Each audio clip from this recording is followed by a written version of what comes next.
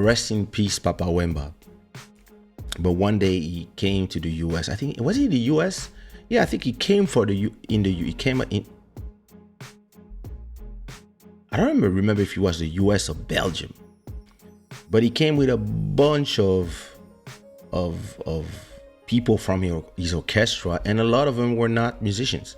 So I don't know if it was him or his management, but the scandal was that a few of these Congolese bands, they used to use the performance to say, oh, we're coming on tour, so we have a work permit, we come to Belgium, we come to the US, and it's like 50 of us, and in the 50, actually 25 of the people, or 30, were his actual dancers, band members, guitarists, this, that, lead vocals, etc. And then there was like 20 other people or 10 other people, they just paid to be in the band so they could get a visa, and once they enter Belgium, they just stay there and they don't go back. And at a point, police start, and they start understanding that every time these guys go, the band members are like, there's always 10 different people. There's the same people. There's always a new people. So one day, listen, they arrive and they tell them, hey, hi. So what do you do? Oh, I play guitar. Je suis soliste. Hi. Here's a guitar. Hi. You can go. What about you? Oh, I'm Papa Wemba. Yep. Okay, yeah, we recognize you. You can go. What about you? I'm a singer. Okay, sing. Yeah. Yep, you sing. Let's go. What about you? I play drums. Gérard.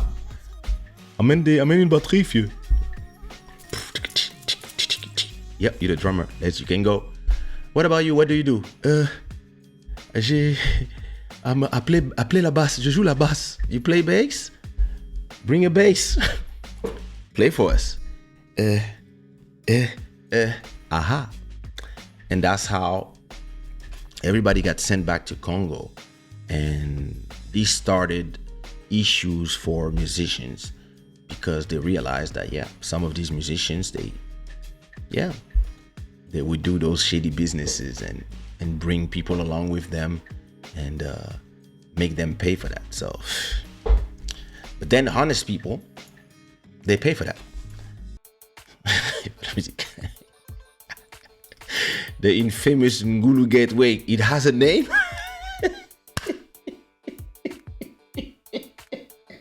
I can't with these people. But you be so, I can't.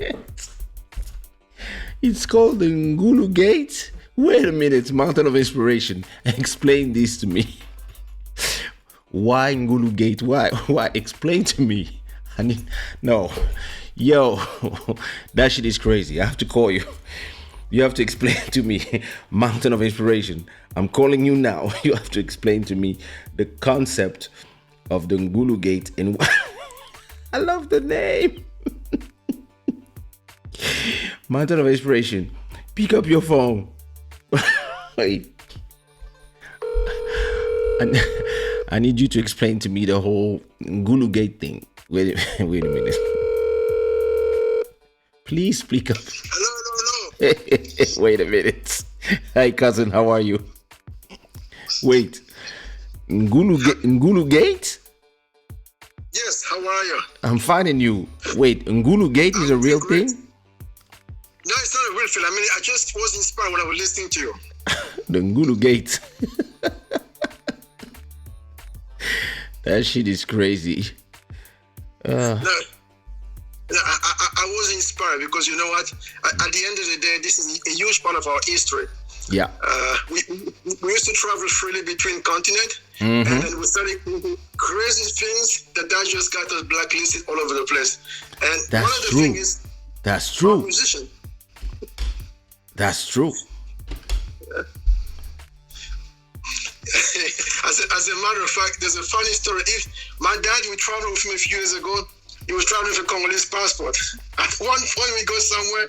They say to him, "Sir, what's your passport?" He showed the passport and said, "Sir, you have to go to the corner."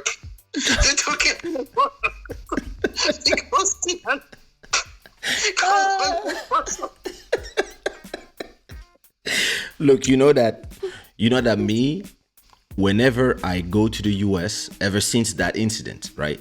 And it's been 12 years. Yeah.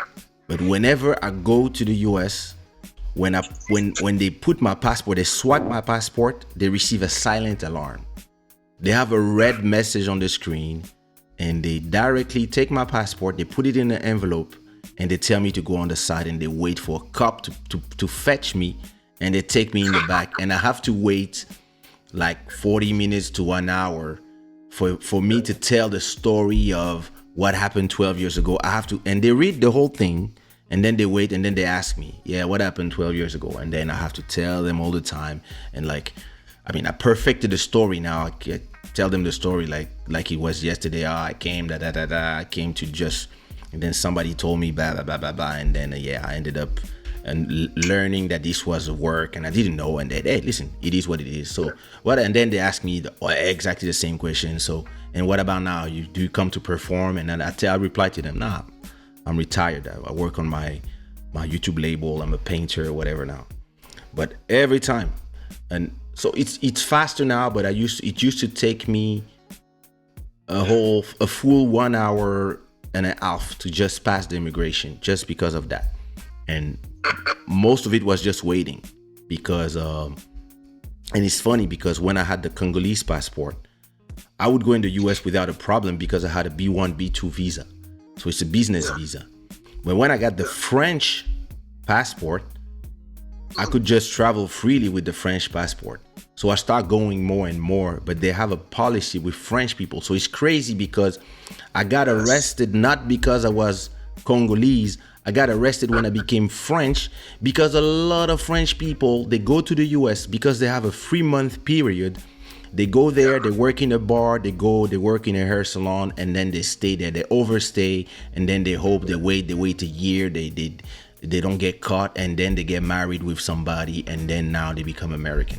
So to stop that, so when you're French and you come and go after, so when they stopped me, it was because it was the 8th time in the same year that I went to the US. So now they're like, hey, the computers are like, hey, check this guy because he's been coming a lot. And when they check, they realized that I had a lot of shows that I did like the last 20 years. So the first question the lady asked me was, have you ever performed in the US?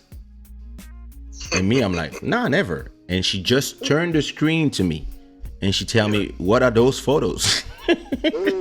Shows, and me, I take photos of everything and I put on Facebook. So shows in Atlanta, shows in Miami, shows in New York. And I was like, no, this is just promo. And she was like, nobody does nothing for free in the US. Oh my God, yeah. The infamous Ngulu gate. But here's a funny thing. As a nation, I mean, if you go back to Africa, you hear the story from Dad and the company. When you go to Africa, then you hear the stories. There was the Ngulu gate. There's also the Macau gate. I don't know if you heard of the Macau gate. No, what is this? Macau gate is one of the Congolese official traveling on a diplomatic passport. It was trying to actually bring into Macau that gambling place in China. It was trying to bring $1 million in cash using the diplomatic passport. Oh my when God. they called, they said, now if you're Congolese, you're traveling in China, around China with diplomatic passport, run away, you're suspected. It reminds me that one day I'm with my mom and my dad, and we are coming from Kinshasa. We're in France, and the people from the customs, they stop us, they take us in the back, and they tell my parents to open their luggage.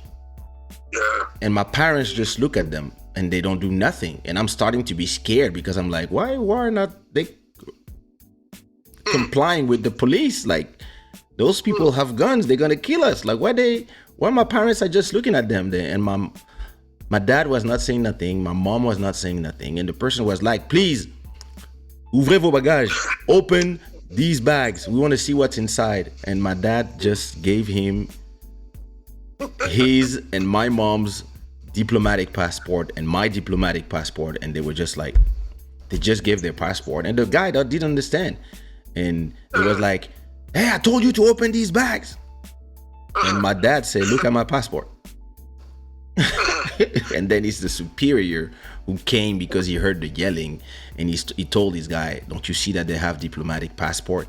You cannot open their bags, though their bags are like, it's Congolese territory wherever they are, and this is the ambassador of Congo in France, so you cannot touch their bags. Oh, we're sorry. And then they okay, la vomito novo.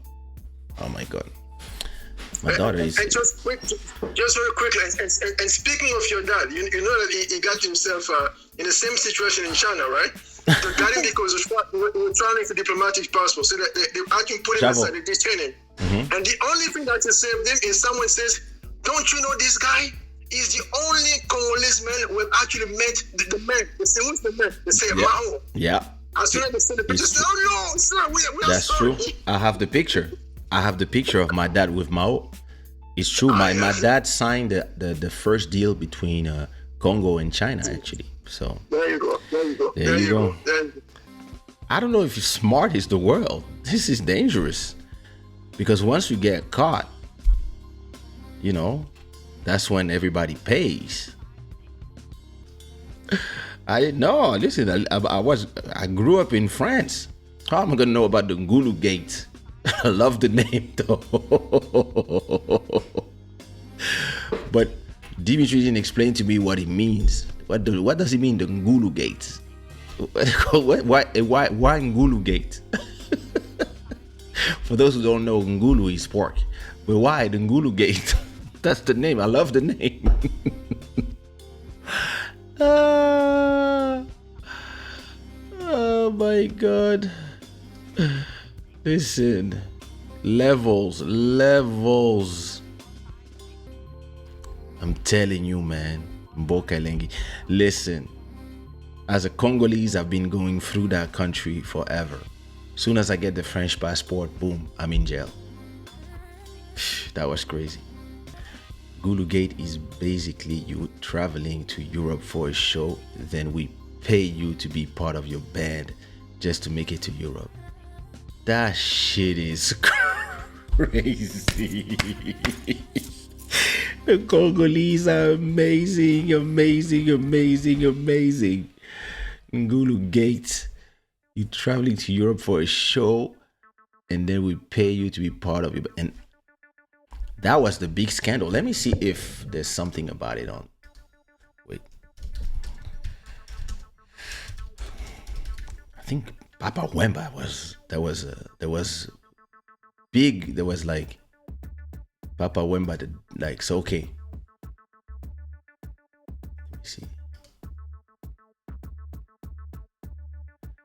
Look at that. This is an article from 2004. Oh my God. Talking about our legend. So, Papa Wemba, the daddy of them all. He's a legend, a self-confessed poseur, political activist, and a serial father. But is African music's biggest star also a people smuggler? At his trial, because there was a trial for trafficking illegal immigrants approaches, Rose George meets Papa Wemba and find out about his pigs. Oh my God. I have to pay? There was a trial? Wait. Trial. Let me see. I'm a fast smuggling charge over recruits. Oh my God. Papa Wemba faces people smuggling charge over recruits for his bands. Oh my God. The world musician star and other King Congolese Rumba will be tried in France October for allegedly smuggling at least 150 people into the country by claiming they were members of his band. Oh my God. The singer, who spent 3 months in prison last year before being released on bail, would appear on court October 25, charged with aiding illegal immigration forgery, fraudulently obtaining official document, and criminal association. He faces up to 10 years in jail and a fine of 750,000 euros. Several hundred people from the Democratic Republic of Congo had entered France and Belgium illegally over the past few years on visas issued on the understanding that they were members of Wemba groups, Viva la Musica. Up to 100 would come over at time claiming to be his performers in his bands. The spokesman says, of course, most of them never went home again. This was a well-organized illegal immigration operation. The fuck? The performer faces similar charge in Belgium, where some of his musicians arrested last February said they had paid 3,500 to get to Europe. 7 members of Wemba's entourage, including producers and managers, will appear alongside the 55-year-old, rest in peace, in Bobigny, north of Paris. Oh my God. Since 1977, playing his current group, he has enjoyed a huge success in Africa and Europe, where he settled in the 80s to pursue his international career. Under police investigation since December 2000, Papa Wemba has admitted to French and Belgian police obtaining visa for a few dozen of his fellow countrymen, but insisted he was acting for humanitarian reasons. Wow. And what happened after that? Let me see.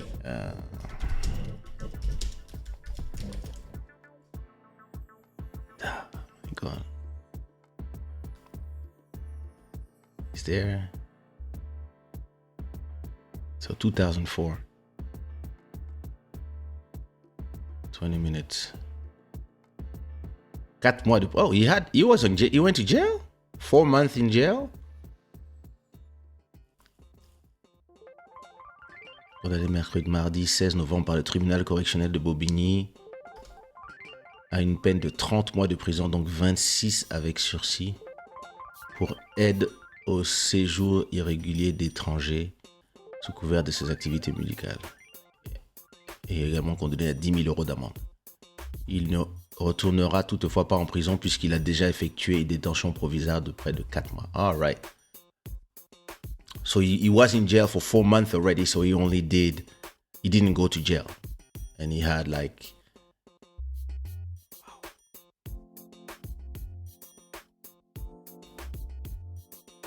Wow. Well, listen, that was crazy. Rest in peace to him. Hey. Ngulu Gate. I didn't know about the name, but yeah, that's crazy.